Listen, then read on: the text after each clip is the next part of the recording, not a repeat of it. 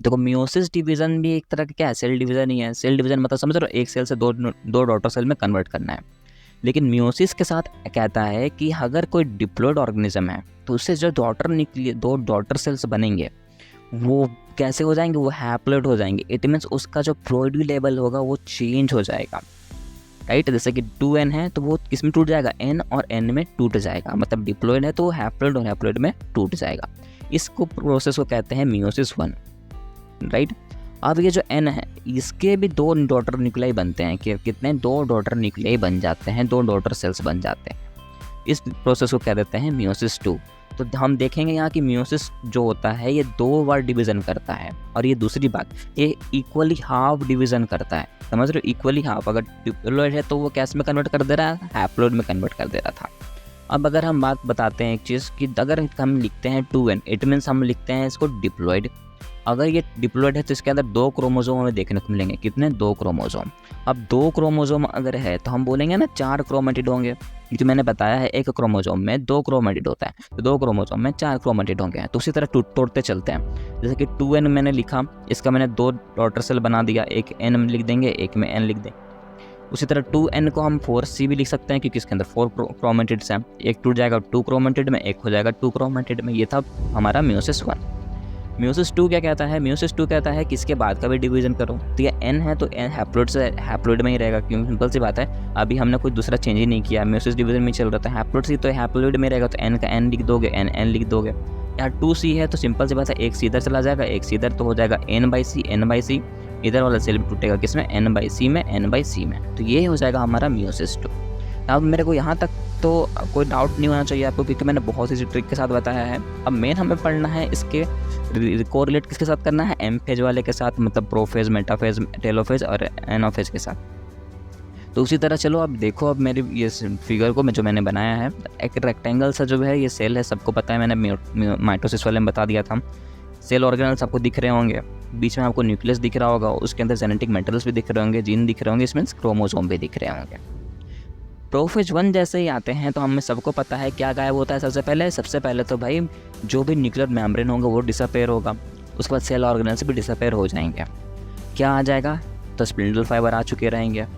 Spindle fibre हमने देखा था कि वहाँ पर पिछले वाले माइटोसिस वाले में वहाँ सिर्फ स्पिंडल फाइबर आया था, कोई क्रॉसिंग ओवर नहीं हो रहा था, कुछ चेंजेस नहीं हो रहा था। लेकिन यहाँ पर ऐसा नहीं होगा, यहाँ पर मटेरियल का ट्रांसफ़र भी होता है। और जब मटेरियल का ट्रांसफर हो रहा है, इट मीन्स कौन से मटेरियल का, तो जेनेटिक मटेरियल का। अब जेनेटिक मटेरियल का ट्रांसफर हो रहा है तो कुछ चेंजेस आएगा जीन में। अब जीन में कुछ चेंज होगा तो हम बोल सकते हैं कि उसको डीएनए में भी चेंज आएगा, बिल्कुल। अब डीएनए में चेंज आएगा तो कहीं ना कहीं क्या होगा, म्यूटेशन होगा। म्यूटेशन हो रहा है, अब अगर ज़्यादा मात्रा में म्यूटेशन होगा, बार बार म्यूटेशन होता रहेगा, तो हम उसको कहेंगे उसके कारण क्या आ सकता है, हमें वेरिएशन देखने को मिल सकता है। तो ये है प्रोफेज 1 की कहानी। प्रोफेज 1 में देख सकते हो, आपको यहाँ दिख रहा होगा 2 क्रोमोसोम है, बिल्कुल 2 क्रोमोसोम है, मतलब कि ये कैसा है डिप्लॉयड है, डिप्लॉयड ऑर्गेनिज्म है, 2 क्रोमोसोम है। इट मीन्स यहाँ कितने क्रोमेटिड होंगे, 4 क्रोमेटिड होंगे, मैंने वही लिखा है 2n और 4c। उसके बाद आ जाओ, उसके बाद हमें पढ़ना है मेटाफेज 1। मेटाफेज 1 वाले में कंडीशन में देखा था हमने, पहले वाले में याद करो कि माइटोसिस में हमने मेटाफेज में क्या देखा था कि बीच से एक मेटाप्लेट जाती है, जो किसको डिवाइड करती हुई जाती है, वो डिवाइड करती हुई जाती है सेंट्रोमेयर से। यहाँ पर भी देखोगे तो ये भी सेंट्रोमेयर से ही डिवाइड कर रहा है, पर इसमें फ़र्क क्या है कि वो जो था हॉरिजॉन्टल था, और ये मेटाफेज 1 जो है इसमें किस डायरेक्शन में कट कर रहा है, देख सकते हो वर्टिकल डायरेक्शन पे कट किया है, राइट। यहाँ भी कितने क्रोमेटिड हैं, 4 क्रोमेटिड है। क्या डिप्लॉयड है, बिल्कुल डिप्लॉयड है। क्यों डिप्लॉयड है, क्योंकि अभी तक यहाँ पर हमने सेल को डिवीज़न नहीं किया। सेल डिवीज़न कब होगा, टेलोफेज के बाद। अब देखो, अब यहाँ पर क्या आएगा, एनाफेज आएगा। एनाफेज में देखा था हमने पहले भी, एनाफेज में क्या होता है, तो जो स्प्लेंडर फाइबर होते हैं वो अपने आप इसको क्या करता है, जो क्रोमेटिड है, उस क्रोमोसोम है, उसको क्या करता है, अपनी तरफ खींचते हैं। तो यहाँ पर भी क्रोमोसोम को अपनी तरफ खींचते हुए दिखाई देगा। तो यहाँ पर भी कितने क्रोमेटिड है, 4 क्रोमेटिड है, और ये डिप्लॉयड है। टेलोफेज आएगा। अब क्या आएगा, टेलोफेज आएगा। टेलोफेज 1 में देखो, यहाँ पर भी ये आपको दिख रहे होंगे कि जो भी हमने गायब किया था, जो भी न्यूक्लियर मेम्ब्रेन डिसअपेयर हुए थे, वो धीरे धीरे वापस आ चुके हैं। वापस आने के बाद सेल ऑर्गेनल्स भी आ जाएंगे, मैंने दिखाया नहीं है, सेल ऑर्गेनल्स भी आ जाते हैं। और वहाँ पर आपको क्या दिख रहा है कि दोनों के बीच एक लाइन बन चुकी है, मतलब वो पार्टीशन कर चुके रहेंगे। लेकिन अगर अभी भी हम पूछें कि टेलोफेज में अभी भी कितने क्रोमेटिड है, 4 क्रोमेटिड है, क्योंकि अभी तक मैंने पूरा अलग नहीं किया, तो ये 4 क्रोमेटिड है। और हैप्लॉइड है कि डिप्लॉयड, तो बिल्कुल डिप्लॉयड है। लेकिन टेलोफेज के बाद वो अलग अलग सेलें बन जाएंगे। तो हम बोलेंगे क्या कि 2N और C है, मतलब कि ये कैसे हैं 2C है, मतलब कि क्या है 2 क्रोमेटिड है और ये हैप्लोइड में टूट चुके हैं। देख लो दोनों सेल को देख सकते हो एक ही तरह का। तो यहाँ पर अपना मियोसिस 1 कंप्लीट हो गया, जो कि मैंने पहले ही इंट्रोड्यूस कराया था ना। सोचो इतना सा मेरे को बताने के लिए आपको इतना सा फिगर बताना पड़ा। उसके बाद आ जाओ मियोसिस 2 पे। तो मियोसिस 2 का कहना क्या है वो देखो। मियोसिस 2 को हमने क्या किया देखो, ये जो 2C और N वाला था ना, उसी को मैंने उठाया, वही सेल को उठाया है मैंने, देख सकते हो। अब उससे हमने क्या कराना है, प्रोफेज 2 कराना है। प्रोफेज 2 जब कराएंगे तो सिंपल सी बात है, फिर से जो भी न्यूक्लियर मेम्ब्रेन था वो गायब हो जाएगा। गायब होने के बाद जो स्पिंडल फाइबर थे वो आ जाएंगे। बिल्कुल यहाँ पर सिमिलर चल रहा है किसके जैसा, ये जो हमने देखा था माइटोसिस, उसके जैसा। देख लो बिल्कुल सेम डायग्राम यहाँ बना होगा। उसके बाद मेटाफेज 2 आएगा। मेटाफेज 2 में देखो स्पिंडल फाइबर जो है वो उसके काइनेटो को, उसके जो सेंट्रोमेर है उससे अटैच होंगे। मेटाफेज प्लेट एक पार हो जाएगा, वो भी हॉरिजेंटल वे में, जिस तरह से माइटोसिस में गया था।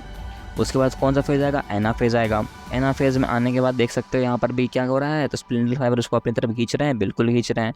तो यहाँ पर भी कितने क्रोमेटिड हैं, अभी भी 2 क्रोमेटिड हैं और एक ये हैप्लोइड है। यहाँ पर देख सकते हो टेलोफेज 2 आएगा। टेलोफेज 2 में भी इसी तरह आएंगे, जो भी न्यूक्लियर मेम्ब्रेन डिसअपेयर हुआ था वो आ जाएगा, सेल ऑर्गेनल्स आ जाएंगे, दोनों सेल सेपरेट हो चुका रहेगा। यहाँ पर भी 2 क्रोमेटिड दिख रहे होंगे और ये हैप्लोइड है। और ये सेल जो है फिर किस में टूट जाएंगे, तो 1 क्रोमेटिड और ये N के साथ लेकर के चले जाएंगे। तो इस प्रोसेस को कहते हैं मियोसिस 2। और यहाँ पर अपना मियोसिस 1 मियोसिस 2 दोनों कंप्लीट होता है, माइटोसिस भी कंप्लीट होता है। अब एक मेरे को ट्रिक मैंने बताया यहाँ पर, आपको जो चीज़ आपको पढ़ना है, एक ट्रिक मैं बताता हूँ आपको। यहाँ चीज़ मैं बताता हूँ, पढ़ना है आपको लिप्टोटीन, जाइगोटीन, ये सब पढ़ना है। तो मैंने एक ट्रिक बनाया है, ट्रिक सुन के चलो, ट्रिक सुनोगे तो बहुत मज़ा आएगा।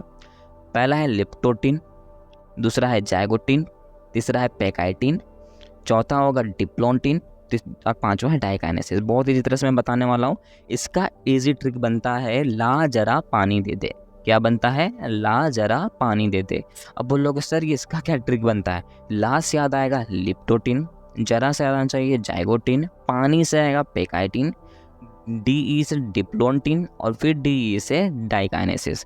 ठीक है, ला जरा पानी दे दे, कौन कौन से फेज आएंगे वो देख लो, और कब कब इसी सीरीज में आपको याद भी रखना है, क्योंकि इसी तरह से फेज में आता है। पहले आएंगे लिप्टोटीन, फिर जाइगोटीन, फिर पेकाइटिन, फिर डिप्लोटीन, फिर डाइकाइनेसिस। तो एक एक करके हम इसके बारे में बात करते हैं। लिप्टोटीन फेज कहना क्या चाहता है, देखो लिप्टोटीन फेज कहना क्या चाहता है।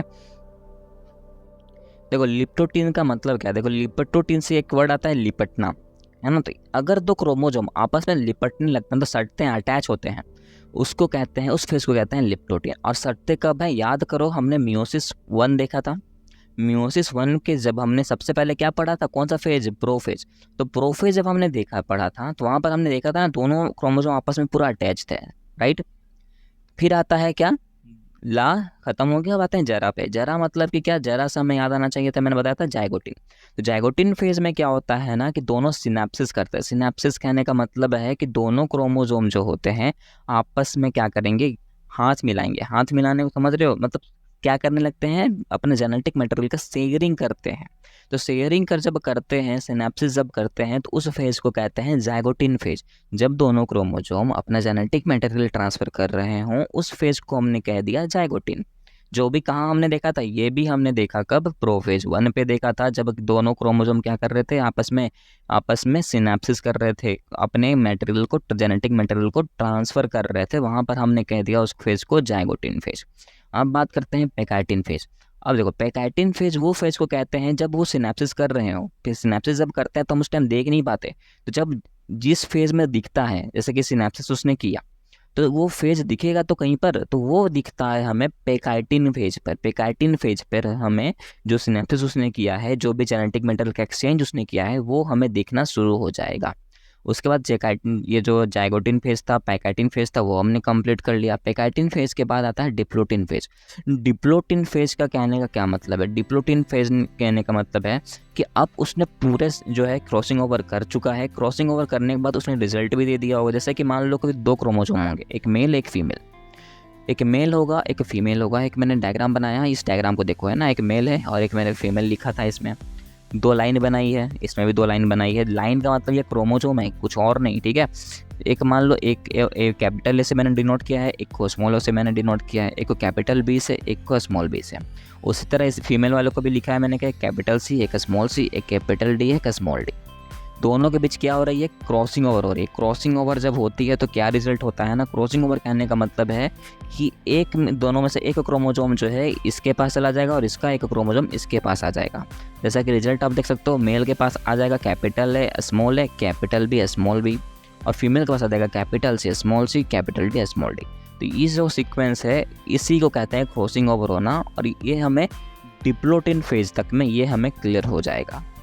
अब ये इसने सब कुछ कर लिया एक तरह से। उसने क्या हुआ, मैटिंग कर ली, मैटिंग करने के बाद उसने क्या कर लिया, सिनेप्सिस किया, सिनेप्सिस करने के बाद उसने जेनेटिक मटेरियल ट्रांसफर किया जो कि हमें पैकाइटिन स्टेज में विजिबल हो गया। पैकाइटिन स्टेज में विजिबल होने के बाद डिप्लोटिन आया जो कि हमें पूरा रिजल्ट देता है, कि बताता है कि कहाँ पर उसने जेनेटिक मटेरियल का एक्सचेंज किया था।